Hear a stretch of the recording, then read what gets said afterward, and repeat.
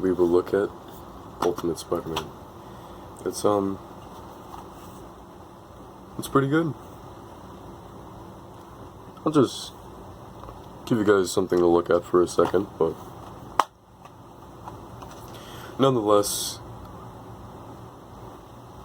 I think this is my personal favorite Spider-Man game out of all the rest. And I used to, as a child, be a very big Spider-Man fan. Like, whenever I could get my hands on some sort of Spider-Man material, just as a kid, I did. And it wasn't that complex, it wasn't that deep, it was only the cartoons, it was only really base level knowledge about the actual stories. So even then, even as time went on, and even as,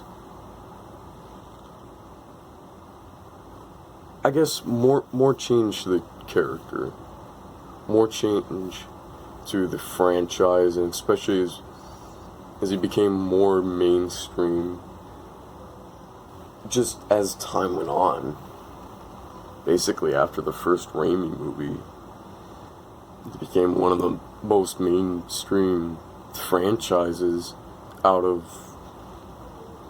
pretty much all other examples, because the main Marvel movies really only took off after Iron Man, and that was just their first attempt to actually monopolize on Hollywood.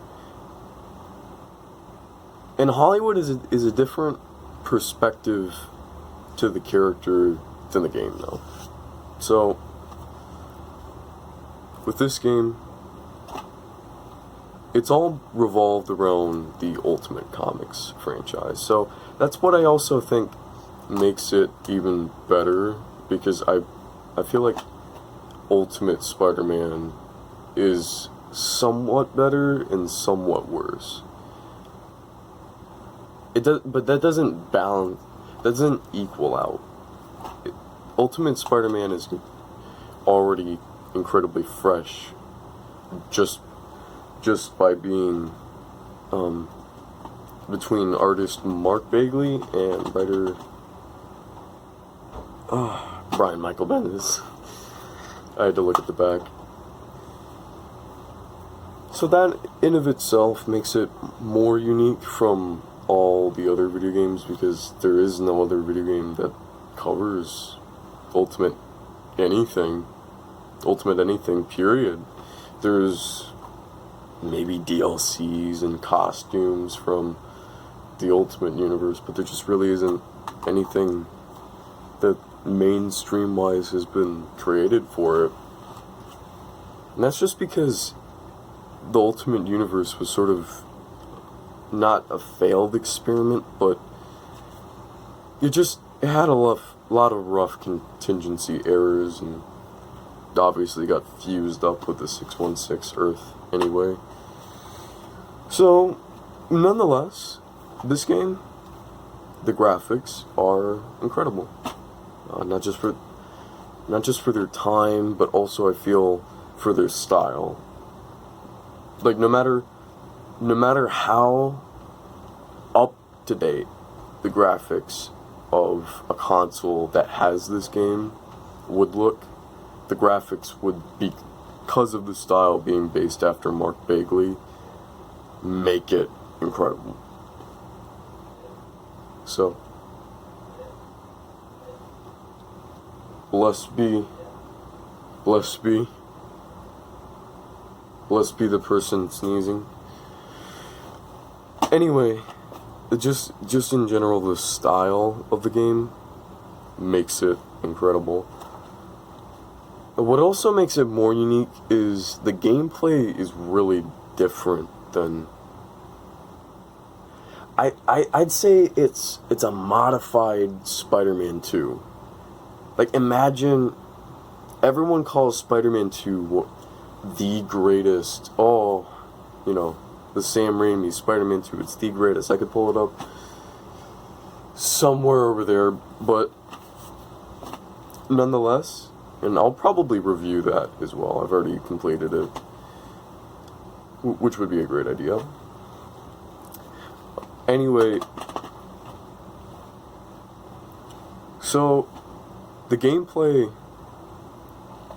like when you fight, you don't beat them after you've beaten them. Like, you don't just instantly beat them down and that's it. You have to web them up, or you have to be a little bit crafty, because otherwise they just keep coming up. They keep coming up no matter who your opponent is. Basically, you have to eventually subdue them. So you're swinging around, and the swinging mechanics are a little bit updated from Spider-Man 2. Everything is a little bit, just at least a little bit updated from Spider-Man 2 in terms of gameplay and story. I mean, I'm not even arguing that Spider-Man 2 has a bad story. I'm just saying that Ultimate Spider-Man has a questionably better story. I'm not going to take this side, either side, but I think if I had to, I might pick Ultimate Spider-Man anyway. Because the story, I'm not going to release any spoilers, except for that you get to play as both Spider-Man and Venom, which is the main reason, as you can tell, there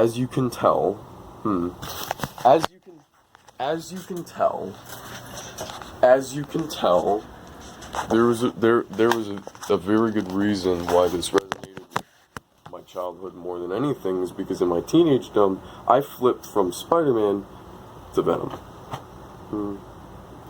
So that also makes it one of the games where I play most as Venom, and even though he's an absolute goddamn monster, where the whole game centers around you. Well, as Venom, the whole game centers around your chaos and destruction and madness. Eddie Brock does not give a fuck. Eddie Brock is the most terrible villain in the game, besides Green Goblin, probably. I mean, Green Goblin, Electro tries to blow up shit, but he doesn't go around eating everyone in sight. Even Green Goblin doesn't kill as many people as Venom does. This game is what made Ultimate Venom, period. Because Ultimate Venom in the comics is a pussy. Ultimate Venom in the comics is a cuckold. He cuckolds Carnage. He is beneath the level of depth that Carnage is in a character during even what was supposed to be his own arc. That is fucked. Why does this game have to... Now, this game does it. Yay, this game redeems Ultimate Venom for me.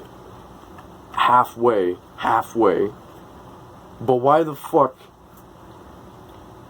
did Bendis have to do it anyway? I mean, I don't know. I'm just saying, this is the actualized version of Ultimate Venom in anything. Besides the second run. I guess the second run was better, with Miles Morales. But nonetheless, the gameplay is fantastic. The graphics are fantastic. They're spectacular and amazing. The story has a lot of depth. Had a lot of potential for a sequel, which I think also makes it somewhat disappointing in a way. And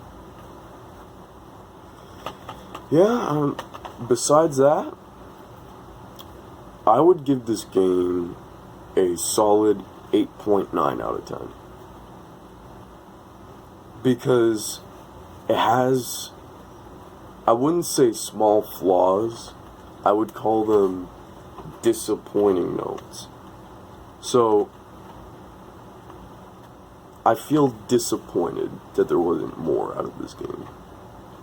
And that makes its score go down, but also be really high, because in of itself, we're disappointed in the fact that it didn't lead anywhere else besides itself. It didn't make any more money besides its initial investment. So, I could even bump this up to a 9.1. I feel like I'll sort of leave it there, and if I change my opinion, it might go up. I doubt it would go down. But it es muy bellísimo. So, para